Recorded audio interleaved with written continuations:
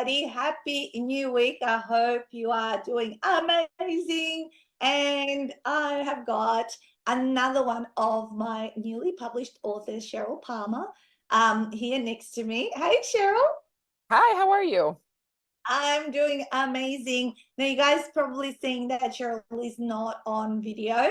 It's just because the topic that we're talking about today needs protecting those that were involved throughout the story. So we're just you're gonna look at me. But while I introduce Cheryl, who's based over in the US, so it's Sunday afternoon at her end. So thank you so much for joining in on the weekend to share this amazing book that you have written. Absolutely. Happy to be here. Yeah, amazing. All right, guys, let me share the book cover while I give you an introduction as to who Cheryl is. And then if you do have comments as while we're talking, or you want to make any questions, please type them in and I'll be able to follow them because I've got the whole thread of comments down below. And if you're watching this live, type in live, or if you're watching on a replay, type in replay, or you might be listening to this as a podcast or somewhere, on other social platforms. So please interact of whatever questions you might have.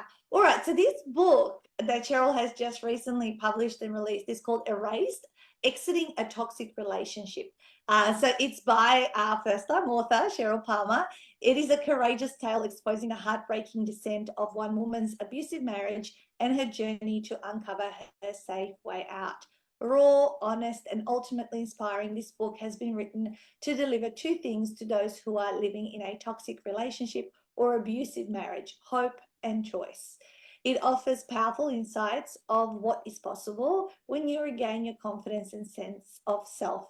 You are deserving of so much more. For victims of abuse, it can be heartbreakingly difficult to escape a toxic relationship. Sadly, the experience is not new or unheard of. While every abused person faces different challenges and varying degrees of betrayal, all who live in an abusive marriage share a common desire. They are desperate to find a safe way out. Abuse can take many forms, and you do not need bruises to experience it. Wonderful. All right. So, Cheryl, how did this all come about? Please share a little bit of, the motivation and all that sort of stuff behind it. Okay. Unfortunately, there's everybody has some sort of friend or acquaintance or a relative who is either in the middle of having a divorce or exiting a relationship, or they have so in the past. Um, you see a lot of it on the news. I mean, you don't, this is a very hot topic these days, but I think people are starting to become a little more comfortable and a little more vulnerable to share experiences that they're having. The character in this book was in a very kind of middle America type person, um, who was just simply in a place where she was confused, she was lost, she, married what she thought was the love of her life, and things just took a drastic turn. And the loneliness that you feel in situations like this, where it's maybe this is all I deserve. I chose this. We have a child together. I need to stay in this because there's a little person involved, and you can't split up the union. Um, I felt that again, this topic is a big deal. You hear a lot about it, but you only seem to hear the celebrities in the news kind of a thing having difficulties in their marriages, and it's very mainstream. This unfortunately happens so broadly that it's not an individualized occurrence for people. It's a club nobody wants to be a part of, and sadly, it's very lonely. And so I felt it was a point in time where it's okay to have a voice. It's okay to not have a perfect marriage. It's okay to be human. And amazing things happen when you start to lean into the vulnerability to find some Yeah. help, to help. And that help comes in a million different facets, whether it's professional help or just a friend to lean on, or resources you didn't know you had. So to me, it was timely, and this story needed to be told. Yeah. Yeah, wonderful. And that's the intention, obviously, sharing, what can someone do to get out and or even does it talk about recognizing if you're being abused? Because sometimes people think that's just normal. Oh, Like, is 100%, 100%. I mean, oh, it didn't hurt that bad, or oh, there wasn't a visible bruise, or oh, he or she always speaks to me that way. It's just how we argue. Um, I feel the brain doesn't like to sit in depression 100% of the time. And so you start to rationalize things and talk things away like, oh, I really wasn't spoken to like that. Or maybe I misunderstood what was said to me. Or maybe that didn't happen the way that I thought that it happened. And I don't like using the word crazy making because it's, again, another buzzword that's out there. But I feel Mm. boundaries are something that need to be maintained in every facet of your life, whether you're married or not. There are certain levels of your own personitude that should not be crossed. So your gut tells you a lot of things. Your gut and your brain are two different things. Both can tell you what's happening around you. I feel that your gut is your safety mechanism. And that's the thing Mm. that's telling you something's wrong. Look at this. Are you suddenly getting sick? Are you suddenly having weird stomach issues? Are you getting migraines? I feel like your body starts to scream at you that something's not quite right and you need to look at it. Again, your brain likes to rationalize things. And I think that's what gets in the way. It's that struggle. I mean, again, abuse comes in a million different ways, and you don't always, like you said in the opening, you don't have to have a black eye or a broken nose. It happens on so many levels. Yeah, emotional, psychological, all of those. Yeah, some. Financial, sexual. I mean, yeah, it's a lot. Mm. Yeah, amazing. And I know you had a really successful launch campaign in January around this, Yes, and quite an amazing feedback. What's some of the feedback that's coming through, and are people sort of talking about a lot more if they're having their own situations like that's that they may have lived through? Yeah. that was the biggest, I think, just verification and validation of what I did. I had more people reach out to me in private messages, and emails and texts saying, one, thank you for writing this. And it's people still going through whatever situation that they're in and they feel stuck or they feel lost or they feel they deserve whatever horrible relationship they happen to be in. And it's helped giving them a little bit of insight. One, you're not the only one out there. Two, there is always a choice.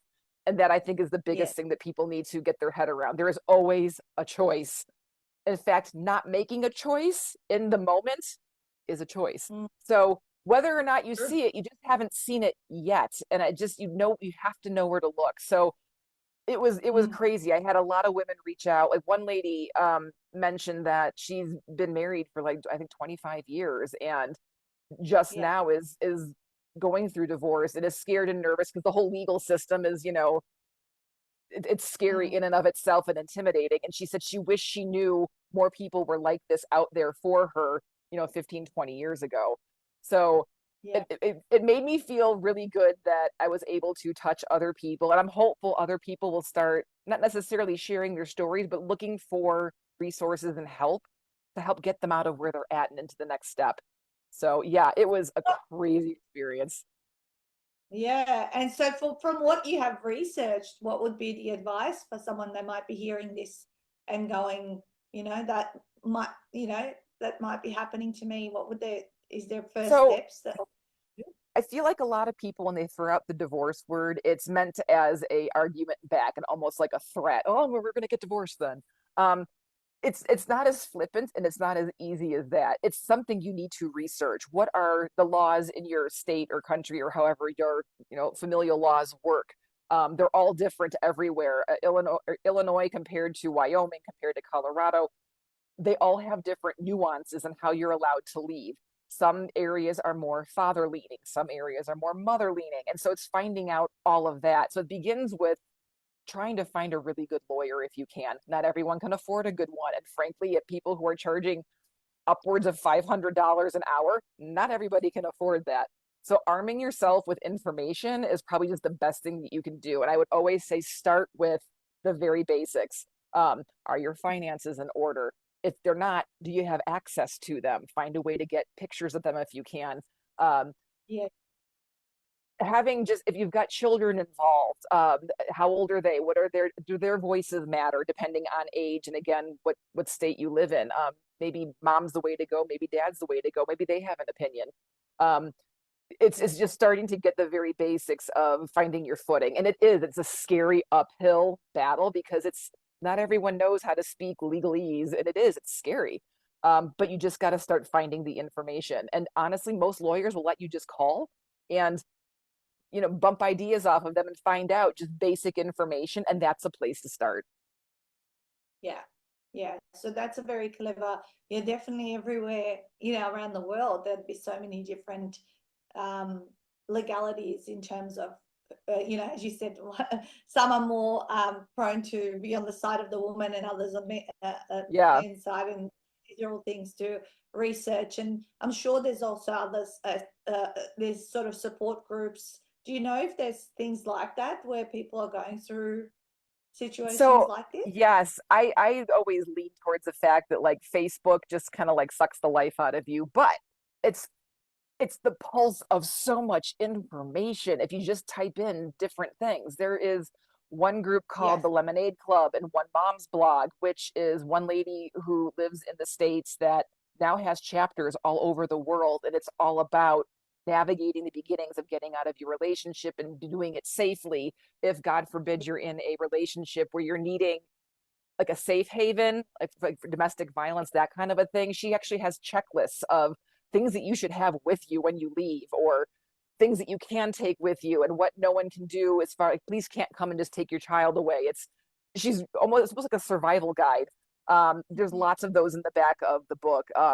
That's a Yeah. lot of hotlines and phone numbers and websites and things that you can go to that are great beginning resources. And honestly, the more that you look, you're going to start finding people who have Yeah. gone through it with you. And it's Yeah. not necessarily heartwarming, but it's comforting that there's somebody else who gets it. And that's really what you need to start your team of people that are on your side, that are your resources. You just want to feel heard. And no matter what that looks, there was a guy at the coffee shop that I was forever driving through and getting my coffee, and his name was Rick.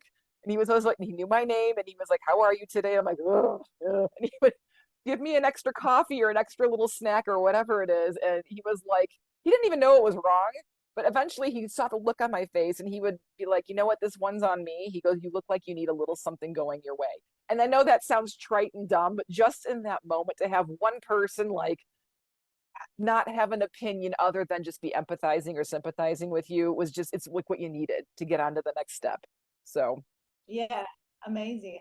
So what do you hope to do with this book? It's only freshly out, what's some of the things, or I think you're also taking part in an expo, or tell us a I bit more. am. So I've got a couple of podcasts that I was asked to speak at. In one of my hometowns, there is with one of the churches is a domestic violence shelter where they want me to come in and speak to some of the people there, just to help give little tidbits of information to help some of these women out. There's also Yes. a book expo in Colorado that I was asked to attend, where I actually get to be a vendor and one of the authors that are there to promote my book to new authors in the community, kind of a thing in the mountain states. So I get to do that at So the end of May, which I'm really excited about. So it's been opening up a lot of opportunities I didn't think about. So it's cool. Like I'm really excited about it.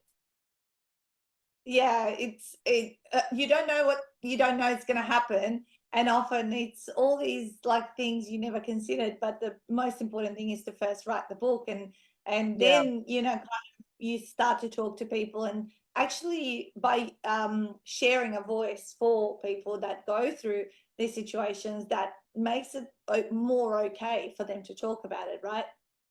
Yes, 100%. It just, and it's like anything, you got to practice it. Like the first phone call that was made to a lawyer by the character in this book, she cried the whole way through.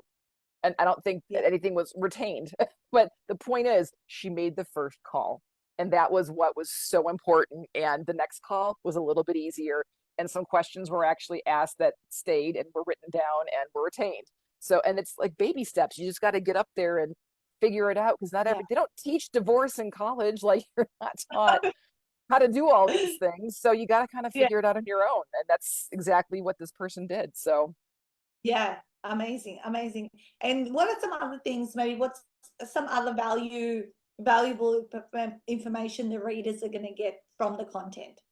um you know what, it's when it comes to the legal battle on things, again, there's a little child that's involved in this book, and that was the biggest factor of wanting to leave safely.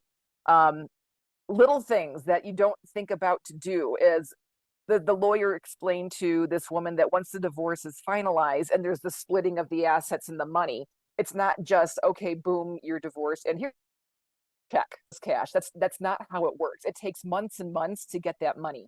So Yeah. knowing that having some sort of cash reserve on the side is for women specifically is one of the harder things that they have.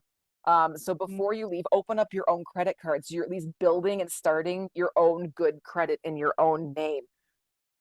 Yeah. Money, any cash that you have, and you start, and it can be changed. Just start putting it away because it does add up.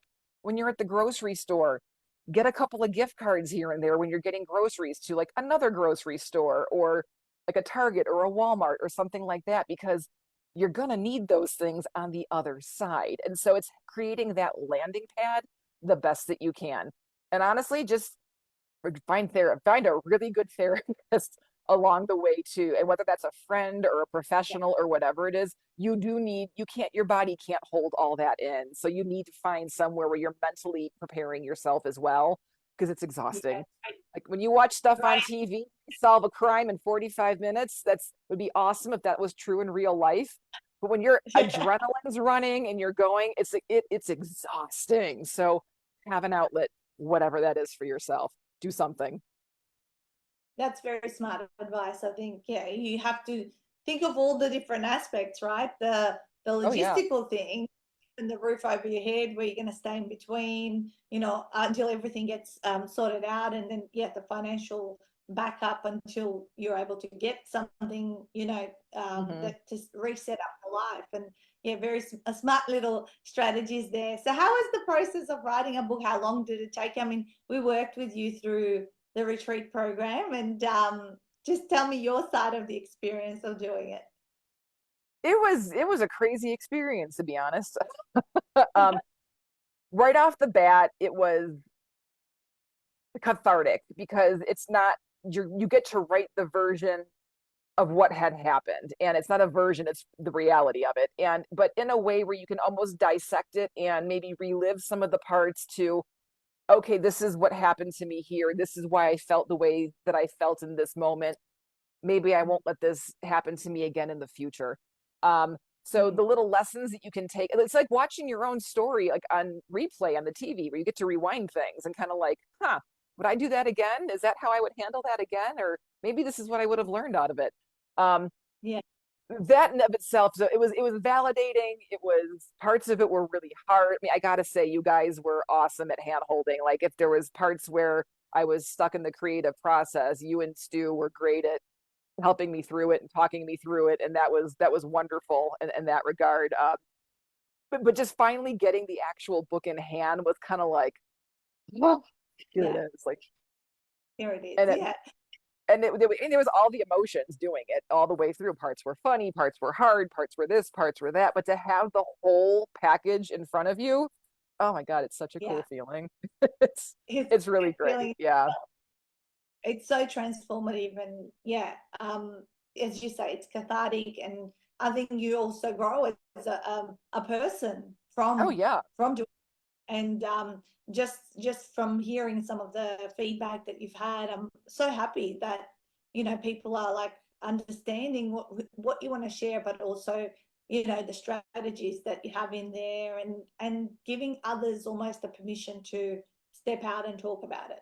Oh yeah, 100%. I mean, the society is so stigmatized as it is with, mental health and Mm, political this and political that, and it's just people feel like they have to kind of keep up with the Joneses and oh, everything's great all the time, and nobody wants to have like a problematic child or a problematic marriage, and so you gloss over it, and that's not real. That's not how anybody actually lives. Every relationship's got struggles and ups and downs. It's just how do you guys navigate through it? Can you? Which is great if you do, that's wonderful. But I truly believe that, especially if you've got little children, they don't need to see a, yeah, a parent being abused because then what are you teaching them? Like that's the relationship they should have when they get older. Which is yeah. one of the I, reasons why this person left her. She did not, her child just did not need to see this is how dad mm, treats mom. I mean, so, yeah, yeah. Well, I was that child when I was 2 years old, oh and yeah. my mum did. Yeah, yep, I was that child, and you know, I've watched physical abuse and verbal and everything, but and it's imprinted in my mind. Um, you know, Changes from you. Yeah. yeah, but I chose a different pathway. I think you make one of two decisions. Am I going to marry someone like that, or am I going to completely never let anyone treat me that way? Right? I think you go Yeah. one of two ways. Either instill a belief this is what a husband should be, Yeah. or I'll never be that woman, right? Which is Yeah. what I saw happen to my mum. And luckily I did choose to be not be that woman, and to I've always attracted or had wonderful partners throughout my life, you know, Yeah. and have never had any experience that my own mum had. But yeah, I was that kid, and you know, when they say you can't remember anything before the age of 4, well, I don't think I think if it's a traumatic thing, you probably do remember it. It's sure. I mean, some But your yeah, body remembers it. Yeah.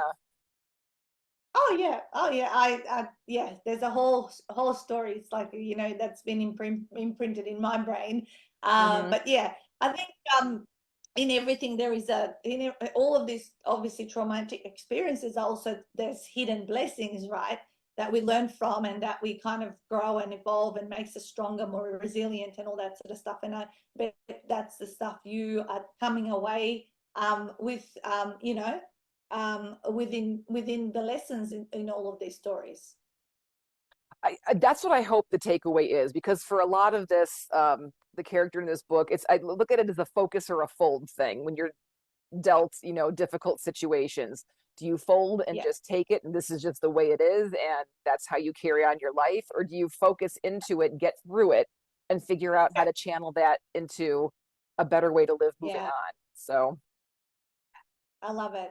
I'm so happy that you shared, you know, this story, and you know, it just gives, you know, more. It's more common than we realize it is. oh yeah. Every single person knows not just one, probably multiple people that may have been through something like this or are going through it right now. Hmm. It is, yeah, it is the silent. I don't want to call it a silent killer, but it sometimes can be. You it, know, it's if it it's goes it's too someone far. that you don't even know. It's someone that you're close to, brother, sister, relative, Yeah, whatever it is, that are, and they yeah, just haven't told you yet. And so yeah, that's where it's yeah, hard. Try to be that person that they can lean on and can open up to, yeah, because it means the world to the person going through it.